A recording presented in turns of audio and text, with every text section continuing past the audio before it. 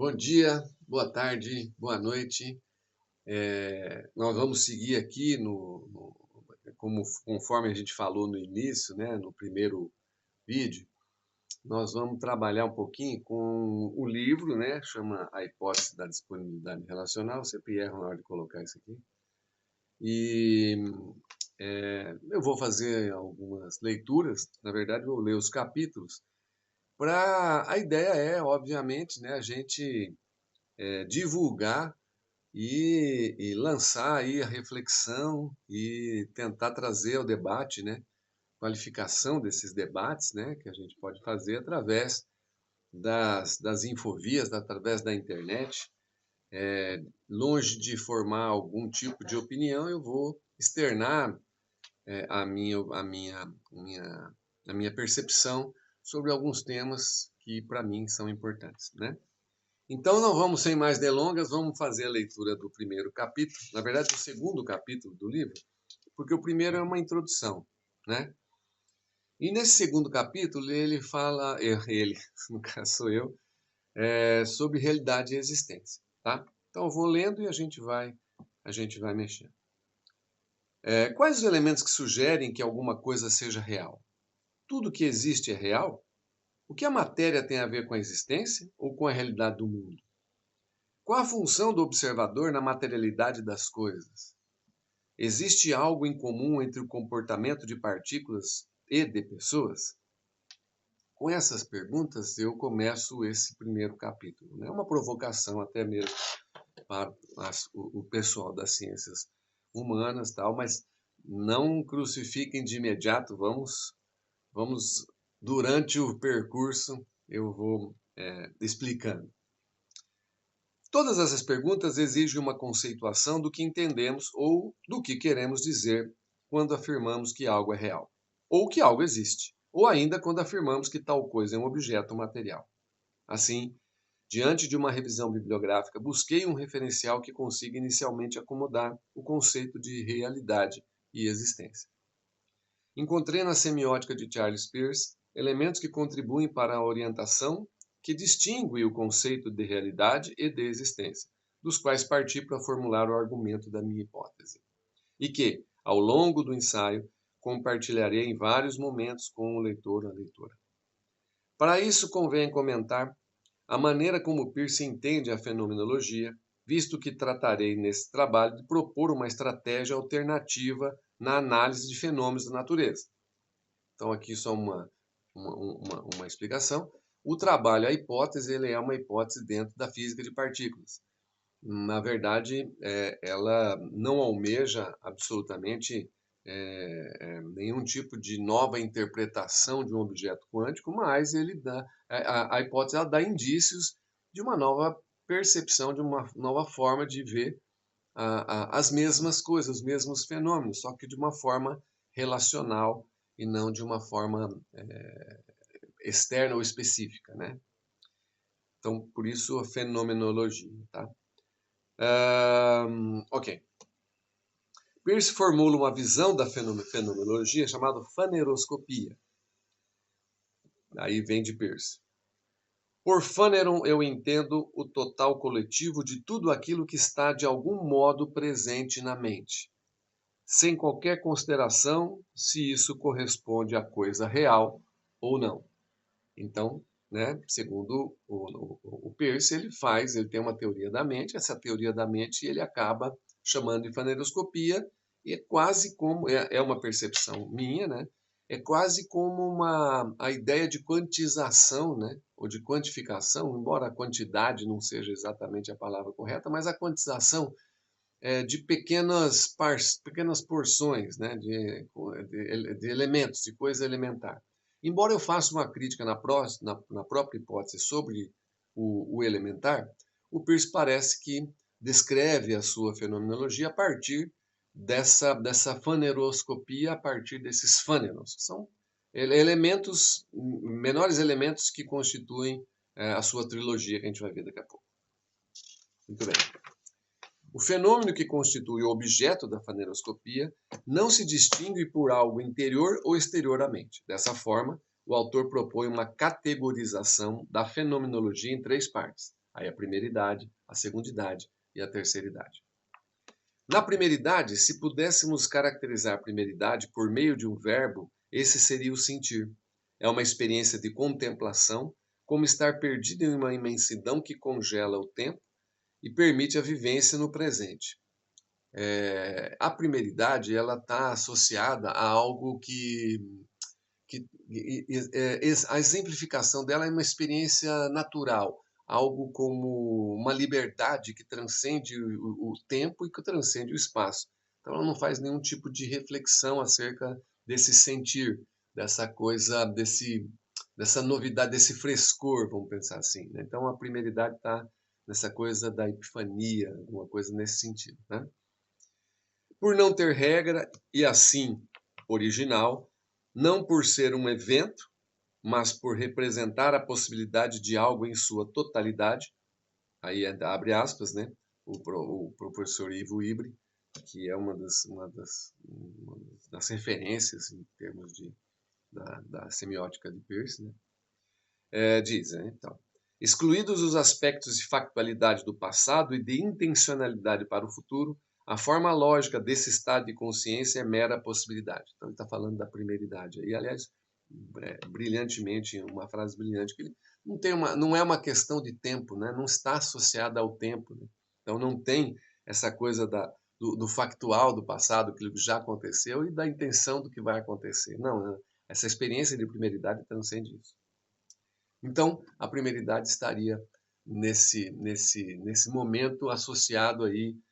Na verdade, o Peirce vai falar depois e faz uma transposição com um acaso, com algo que não é premeditado, não é algo que tem intenção de acontecer. Então, a primeira idade está associado aí ao acaso, né? É uma das interpretações. A segunda idade é a experiência das coisas que existem independente de nós. Tais experiências surgem sob algum modo de consciência, que envolve a reação e o esforço de um em relação ao outro. Essa categoria tipifica todo e qualquer objeto dotado de alteridade. Alteridade que pode ser modificado, né? Tem algum tipo de ação e reação. Tá. E individualidade. O que significa que os elementos contidos nessa experiência reagem não apenas a partir de alguma consciência, mas também a outros objetos individuais, sendo associado ao vocabulário de Peirce aquilo que é existente. Então, a segundidade, que aí é o objeto nosso do trabalho, né? Eu fixei a hipótese no tangível, né? No objeto, né? Ou seja, no comportamento do objeto quântico, na experiência da dupla fenda. Então, eu estou associando aí a materialidade, né? Embora eu fale de várias outras formas, né? De representação do objeto quântico, eu me restringo exatamente o que a gente chama de... Pô, meu gato veio até a porta.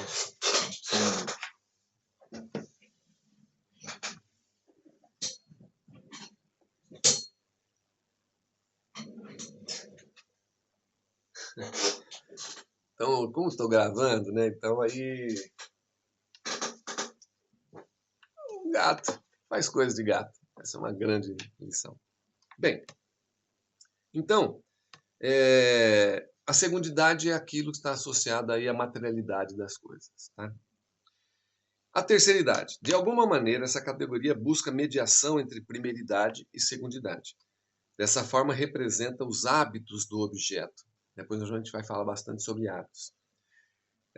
Nesse sentido, convém apresentar, mesmo que superficialmente, o conceito de plasticidade de Peirce, que envolve a formação e modificação de hábitos. Segundo o autor, a natureza está em constante movimentação, numa tentativa de preservação de energia, e acaba gerando a necessidade de adquirir hábitos. Então, a ideia é que, até de uma forma mais apropriada, se a gente for pensar em termos de neurociência, o cérebro está sempre tentando preservar uma certa quantidade de energia.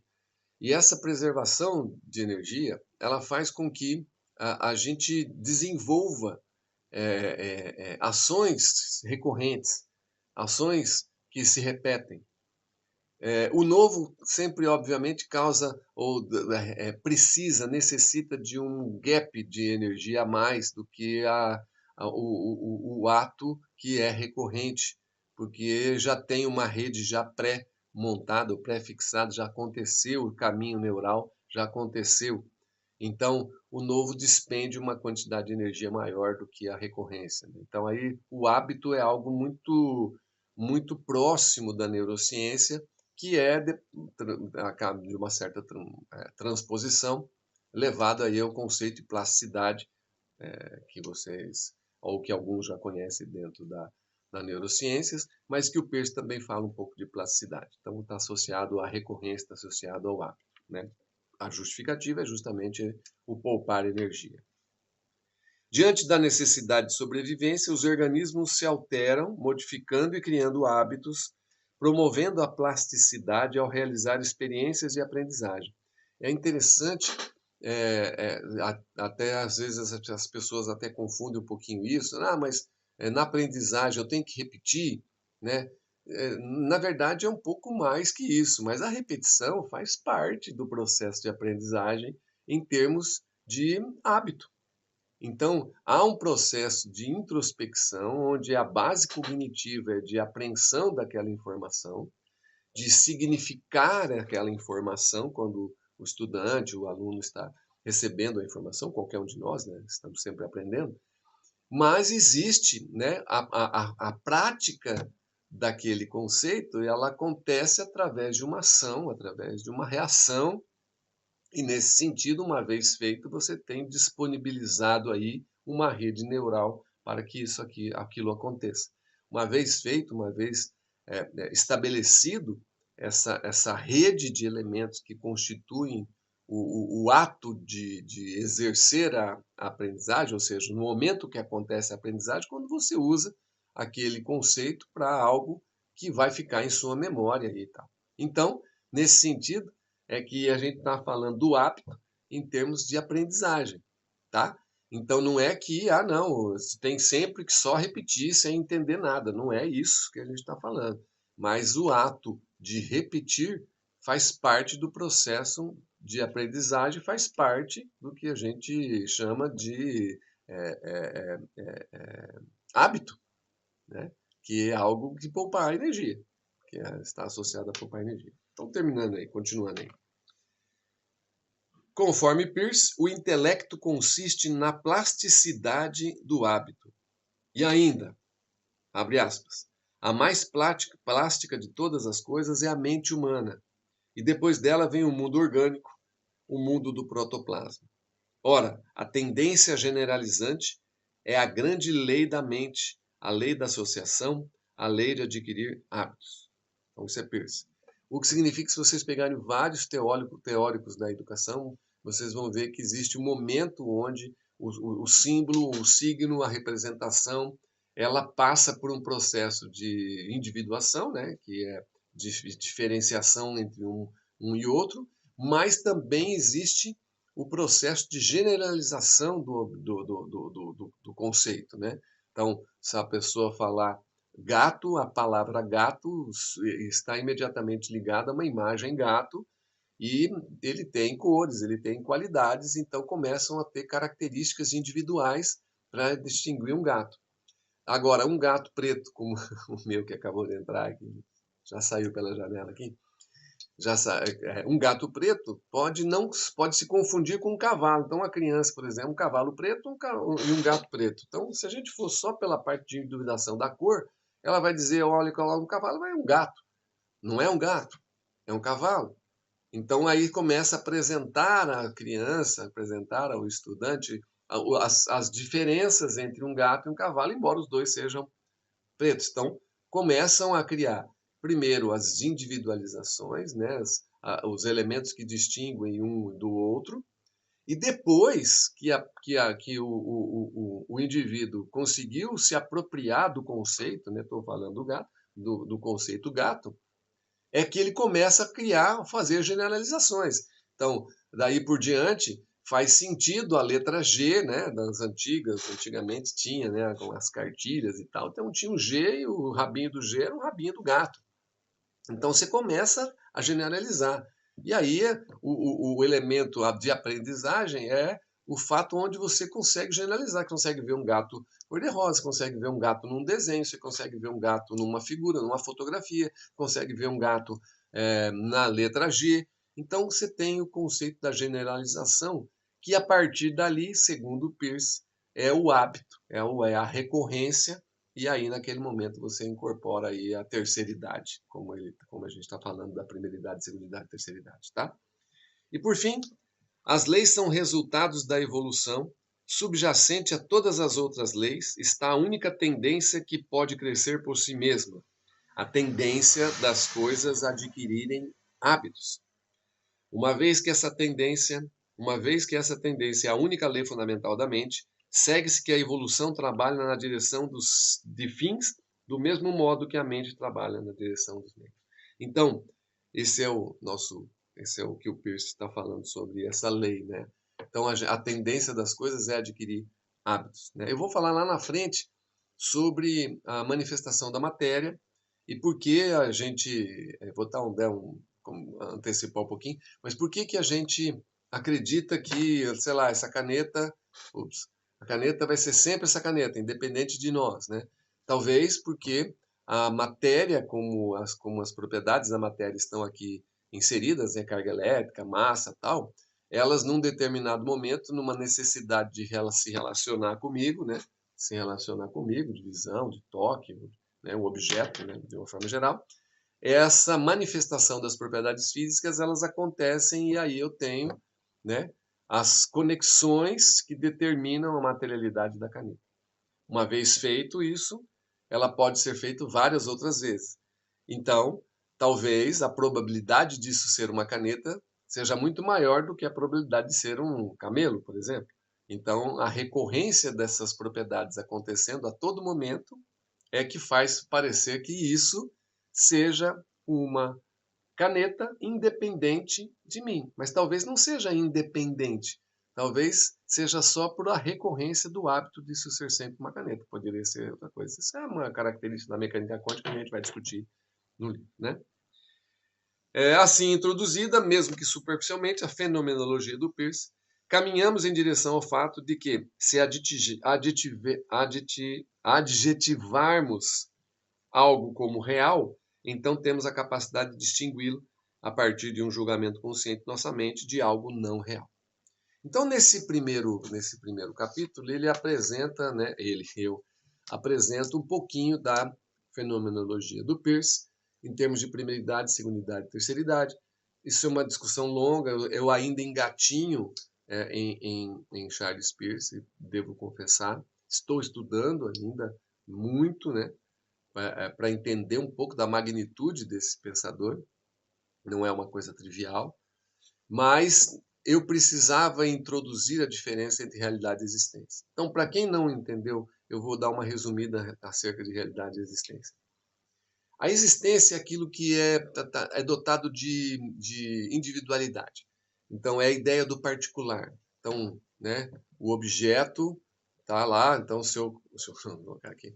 O objeto, ele está aqui, né? Então, vou colocar aqui. E aí, num determinado momento, isso aqui existe. Então, num determinado momento, se eu soltar, o que que ele faz? Aí vocês vão me responder, obviamente não, ele vai cair, né? Então, vou soltar, não se assustem, caiu, né? Tá bom. Onde entra a segundidade ou a realidade da existência? Veja, todas as vezes que eu soltar vai cair? Sim, todas as vezes que eu soltar vai cair. Por quê? Porque eu estou num campo gravitacional. Então existe o que o Newton fala de lei da gravidade, mas na verdade o que é uma lei? Aí que entra o Peirce. Uma lei é a recorrência do hábito, é o hábito. Aliás, isso até como ser uma questão de crítica, né? Aquilo que a gente entende de lei, né?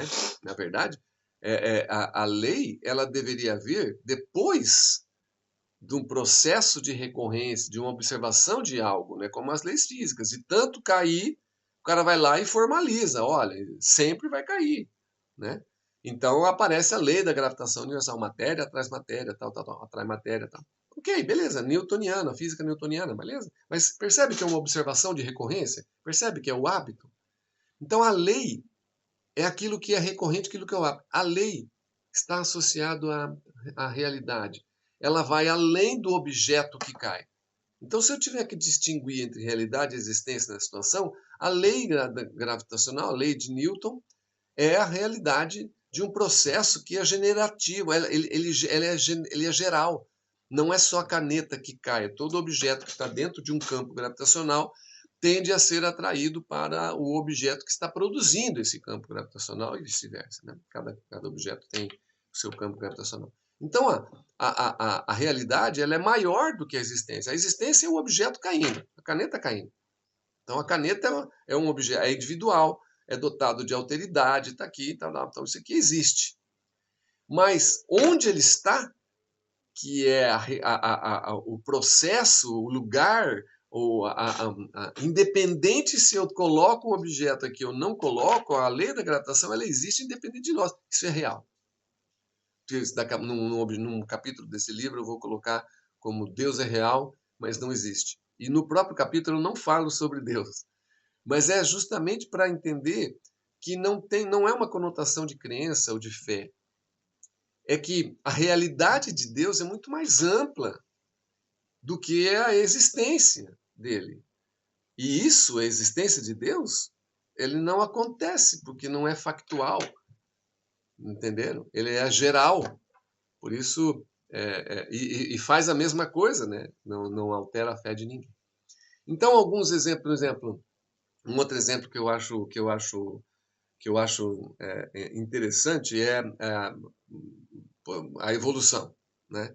Então nós temos um processo evolutivo e você pode falar, olha, nós temos até Darwin falando sobre o processo de evolução. Tá, beleza, ok, maravilha. Então você tem aí, percebe-se que ao observar a recorrência, depois de tudo que ele fez, do trabalho que ele fez, das experiências que ele vivenciou, de como ele percebeu a evolução biológica das espécies, né? O que ele faz é criar uma situação, uma lei, um hábito, ele expõe esse hábito. Muito bem. Então, isso é real. Né? Agora, quando você descobre um fóssil de um dinossauro, alguma coisa parecida com isso, tal, ou enfim, quando você descobre o fóssil, aquilo existe, mas ele representa numa comparação com o tempo, né, passando no tempo, ele representa a evolução e ele configura aquilo que a realidade da teoria da evolução do Darwin apresenta. Então, a realidade é a teoria e a existência é o objeto em si. Então, nesse sentido, espero que vocês tenham entendido um pouco sobre realidade e existência e a trilogia da faneroscopia, da fenomenologia do Peirce, em termos de primeiridade, segundidade e terceiridade. Tá bom? Então, é isso aí, gente. Para não ficar muito longo, muito obrigado aí pela atenção. Espero que a gente continue aí discutindo, debatendo, ok? E desculpem aí o gato, mas eu vou falar um pouco sobre o gato um dia. Um abraço.